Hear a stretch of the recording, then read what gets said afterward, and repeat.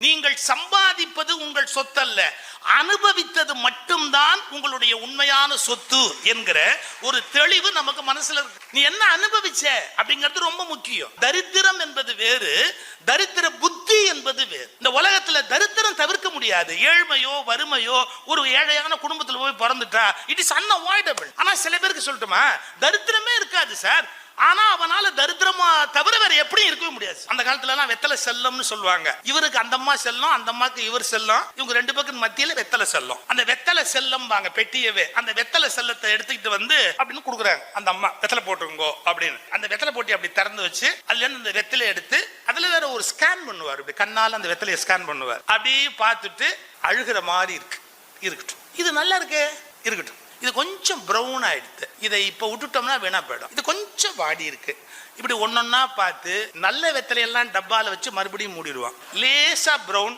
லேசா கருகுனது எல்லாம் வீணா போறதோ அப்படின்ட்டு இதை கொஞ்சம் கிள்ளி, அதை கொஞ்சம் கிள்ளி, இதை கொஞ்சம் கிள்ளி, எல்லாத்தையும் மொத்தமா போட்டு வச்சு நல்லதெல்லாம் மூடி டப்பால வச்சுட்டு காலம்புற சாப்பாடு முடிஞ்சு கொடுத்தா ராத்திரி மறுபடியும் சாப்பிட்டு அந்த மாதிரி வெத்தலை டப்பா கொண்டு வருவா. இது கொஞ்சோண்டு வாட ஆரம்பிச்சு கொடுத்து இது கொஞ்சம் ப்ரௌன் ஆயிடுத்து, இருக்கட்டும் அப்படின்னு அதெல்லாம் தனியா எடுத்து வச்சுட்டு நல்ல வெத்தலை எல்லாம் டப்பால வச்சு மூடிட்டு வாடின வெத்தனை வதங்கின வெத்தலை அதான் போடுவான். இவன் வாழ்நாள்ல ஒரு நாள் கூட நல்ல வெத்தலை போட்டதா வரலாறே கிடையாது.